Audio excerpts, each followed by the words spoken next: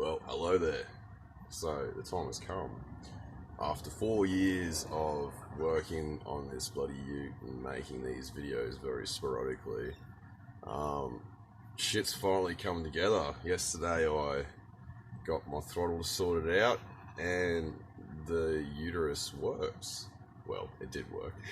Actually, no, it still works. There's a few issues I've got to work out and iron out, but you know, you turn the key, it goes. Like I said, I'm not going to bore you too much because I'm sure you always want to see the footage of it running.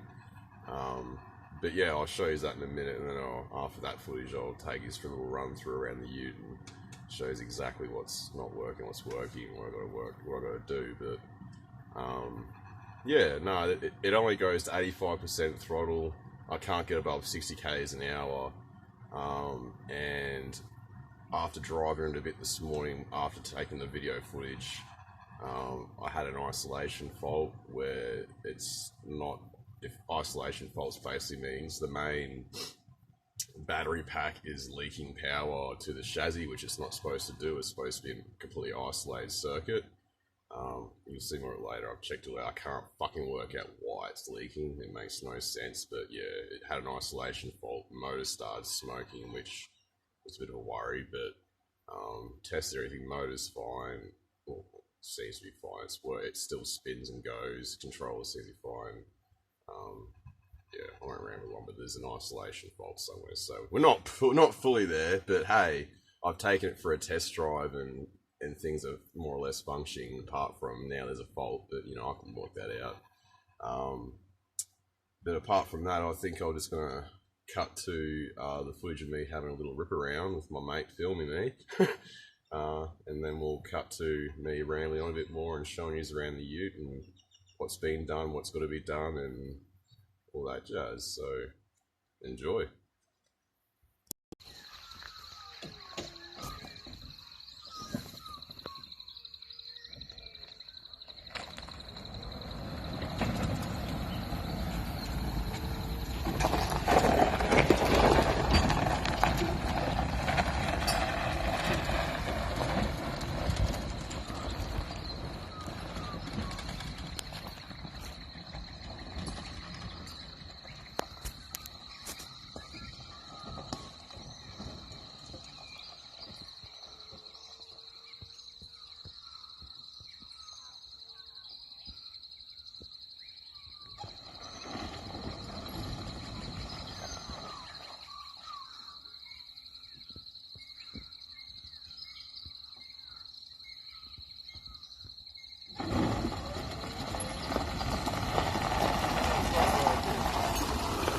Throttle won't engage, and yeah, so I'm up with it. Every time I put the throttle on the floor, it goes throttle error. I'm like, what? So.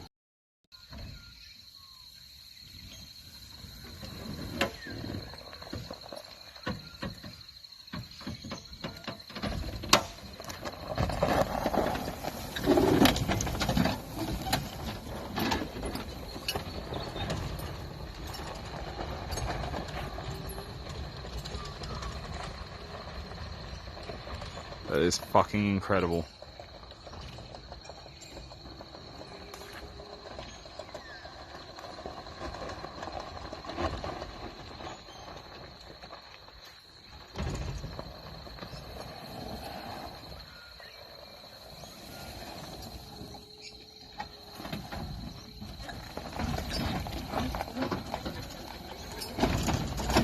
Right.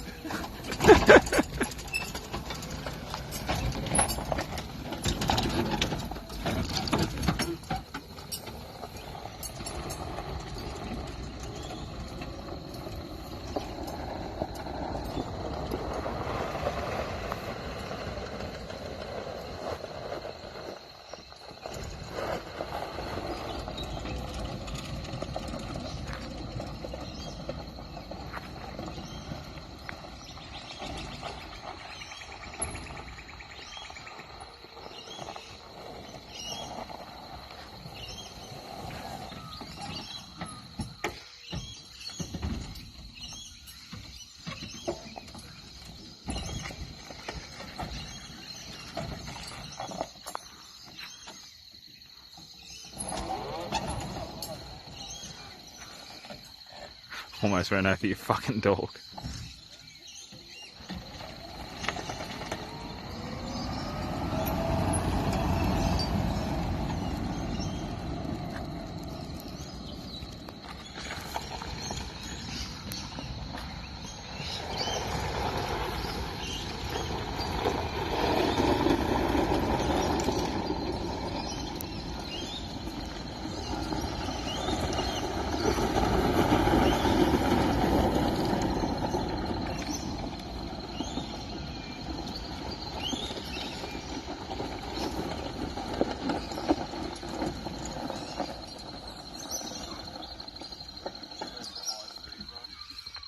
Go for it, brother. Okie dokie. So now to have a look-see at what's gone wrong. So when I had the isolation fault, smoke was pouring out of this part, and you can see here, it didn't actually smell like electrical fire, it just smelt like burning paint, which is weird, which is because the paint you can see there was melting, so it was really hot. And basically I put it down to maybe this, because this casing here has a little clip there, and I thought maybe it was touching that little ring there it was a little bit off center. I thought maybe it was touching the positive terminal, and that was causing a leak. But the thing is, that can't be what's causing the leak, because I fixed that now. The motor still works. I haven't driven it long enough to make smoke pour out of it again, because obviously I'm not going to drive this around with an isolation fault. But even with the entire circuit isolated from the bonnet back, like there's which you would have seen some old videos. I'm probably jumping ahead. I've dismantled things a bit here. So this is your isolator switch. That's pressed in, and that's isolated the circuit from the bonnet back. So basically that's a positive line goes back here into the battery pack here. But if I'm not going to do it because it's too many hands to juggle, but if I hold the multimeter with the negative thing on here, and then I touch the battery positive, you get a pretty high reading, which it's not supposed to do. I've disconnected the solar, I've disconnected this auxiliary pack. It's been isolated from the bonnet back, so I've gone through the multimeter, there's no leakage there at the moment. So it's got to be within this cable back. The baffling thing is though, I've thoroughly, as you can see here, I've thoroughly gone over both the cables, and they are perfect. There's no breaks in the insulation. Like, this is a conduit, obviously, over high voltage conduit, and it's, like I said, I've thoroughly multiple times gone over it. Can't find anywhere a rat's might have chewed. I can't find any holes in it. Can't find where it's rubbed or anything. It's really baffling. And it was at full isolation this morning when I started driving it, and then all of a sudden isolation went and motor started smoking, which I'm guessing is due to something shorting out, but for the life of me I can't fucking work it out. So that's my little conundrum to work out, which is going to be fun. But hey, I've tested the ute and it works, so you know that's what matters. And I have, even when it is, you know, faulty on the isolation, it will still drive. Like, I obviously have to drive it back here to my place to get it parked up. So I did have to drive it a little bit with it at really bad isolation, which is not a good thing to do, but obviously I had to get it back. But I'll show you on the little EVMS, see what I'm talking about. So here's a little computer screen. So you see that? That's your isolation. So that's supposed to be at 100%. Generally it doesn't drop below 80, which is fine. Like the minimum threshold is 50%, which, you know, even at 50%, that's a bit shaky, but I'm below that, I'm at 40%. And that's with the traction circuit shut off from there back. It's still connected, the solar's disconnected. The only thing is the two cables going from there to the battery pack that is connected, so it has to be them. I've checked this plug here to see if there's any. That's why I pulled this all apart to see if there was any, you know, gaps in the insulation or conduit or whatnot. But I'm stumped. You know, I used a few volts. It was at 141, so I've used a bit of a few volts fucking around this morning, but it was what testing's for. Like I said, I've worked out it works. Found a couple faults. Like I said, the throttle won't go above 80%. I'll show you. Go. So that's the cells. The batteries are all fine. They're balancing well enough. The cells are all within their good ranges, so that's all good. See there, the minimum voltage, that's your cell ranges. So maximum's 4.1, average that, so no lower than 2.5, which is fine. Like I said, I used a bit this morning. That's just saying it's red because it's 4.11 and my max is set to 4.1, which is fine. That'll work itself out. Where's the controller? Doesn't want to put it in all of a sudden. Well, that's an issue. Installation fault, there you go. There we go, there's a motor. Okay. So obviously nothing's on at the moment. It says comms error because you got to turn the ignition on, but as you just see, there's, you know, isolation fault and shit. So I don't want to risk anything fucking up that, and also it's not going to get power to it anyway. That's off.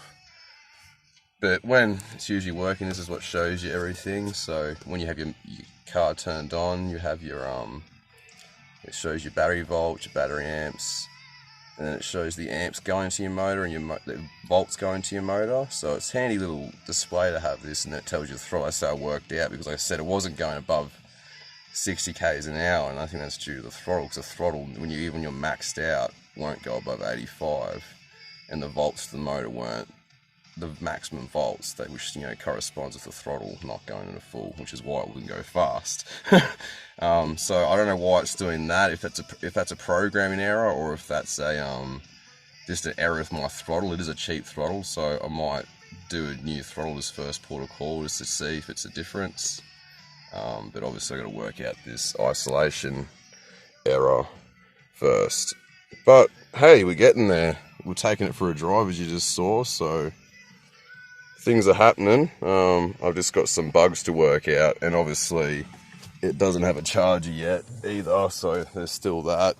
And I've got to put a heater in so I can demist my windscreen and replace the motor on my air conditioning pump. So yeah, there's bits and pieces to do, but hey, fuck, like, that's a big step. The thing fucking drives, so I'm pretty fucking happy as is so far. I've just got some more bullshit to work out, as there always is with any car build, but at least it's got a, you know, thing that tells you what the problems are, and you can diagnose things a lot easier than a petrol car. Well, I can.